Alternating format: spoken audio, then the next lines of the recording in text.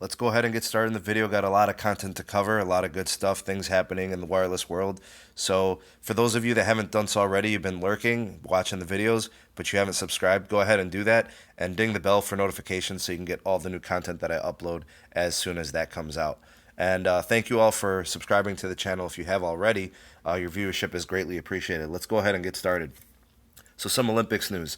I know it may sound strange, but currently South Korea is utilizing 5G technologies. So from a global standpoint, we're starting to see a lot of countries looking to move forward with some new tech, making their speeds much better, improving their overall network performance. But here's what's interesting. South Korea for the Olympics is using 5G technology to ward off wild boars. I know it sounds strange, but apparently they're integrating 5G networks to somehow keep them away from, large groups of people and the events that are going on in the Olympics. So currently that's what they're using it for. The technology itself, once the Olympics are done, is going to be decommissioned, and they're just going to use a lot of the data collected for analytics and to see how things were working and, use it for troubleshooting in the future.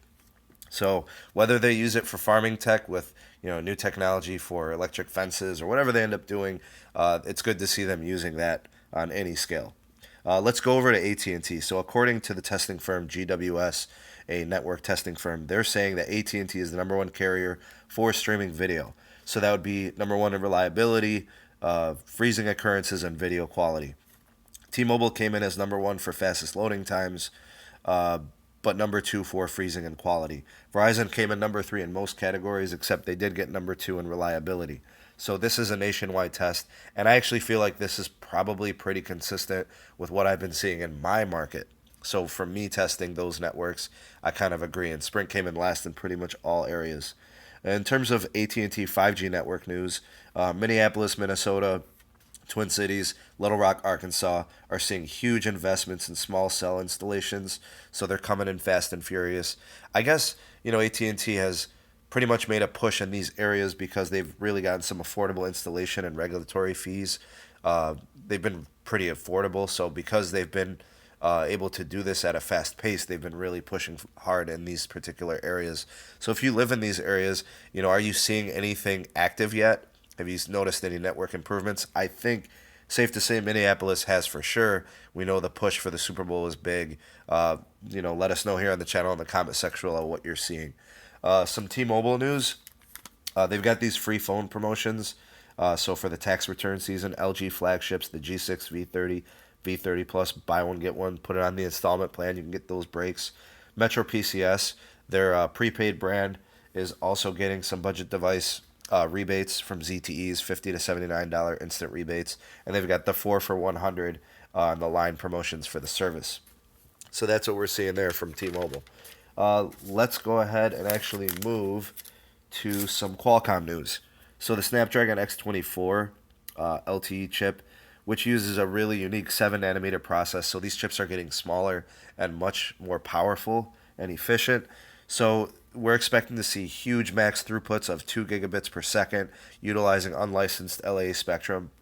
Latency is going to be greatly improved. Speeds are going to be super fast, and we're expecting to see this in 2019. Meanwhile, the Snapdragon 845 that we're going to see in 2018 is supposed to be improved by 30% in terms of overall performance, 2.5 times faster display output, 30% more efficiency in battery usage, huge graphics capabilities. So for AR and a VR focus for 2018, it's the X20 LTE modem that we're going to see is supposed to get up to 1.2 gigabits per second on speeds. We'll see what we get with that. We know the networks aren't ready, but the phones are, so we're going to see a little bit of catch up from the networks. But once the 5G networks are fully deployed, hopefully these phones can be taking advantage of the tech. So let's move ahead to Verizon. The Go 90 app is really stinking it up. Apparently, they're getting ready to decommission it here in 2018. It's only been deployed since 2015, so they've got a few years of investment into it, and it just hasn't taken off. So we'll see that kind of coming to an end. Spending for Verizon, they were number one in spending so far this year. So in January and so far in February, they've spent $78 million on TV ads. They've got huge deals with CBS, NFL, NBC, and Fox. And also, we're seeing that T-Mobile is number two with $57 million in spending.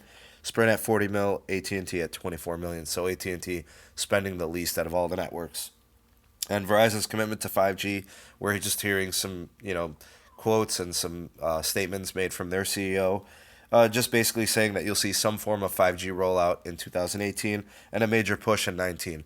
We won't really have devices ready for the technology anyway, so pushing so hard may not even be to anybody's favor. But we'll see what we get moving forward from Verizon. A little bit of Sprint news. We're finally going to see voice over LTE starting in 2018 for Sprint customers. It is going to be later in the year, probably in quarter 3 or 4. So they're citing, the fall as being a time to expect it. So it's been in testing for like over 3.5 years. AT&T, Verizon, and T-Mobile have been using voice over LTE for a few years now, dating all the way back to 2014. So AT&T started it with a market by market approach. Verizon's had a huge scale deployment, and most people are getting voice over LTE across the network. T-Mobile's got 100% of its voice over LTE deployed. I think the last I checked, T-Mobile was running 80% of its calls over LTE anyways. So I mean, they're just kind of like late to the party, but it's good to see that they do have it. Also, some news from Sprint. Their CEO is pressing the FCC to back off of regulatory restrictions for small cell deployment in their 5G network and 4G LTE improvements. So we know that Sprint got sued in Chicago for small cell installations.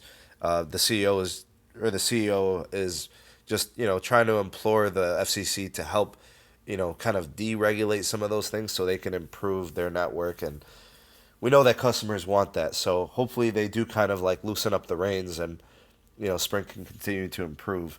And for those of you interested in Samsung's in-display fingerprint scanners, we're probably not going to see it in 2018. So not from the Galaxy S9 or S9 Plus, and probably not from the Note 9 either. Apparently, the display tech is not ready. They've had hardware issues in terms of the suppliers, so we probably won't see that until next year in 2019. So that's it for this video, guys. Let me know what your comments are on any of the topics covered in the comment section below. I appreciate your guys' viewership. Thank you so much. Please like and share the video, subscribe to the channel, and I will see you guys in the next one. Peace.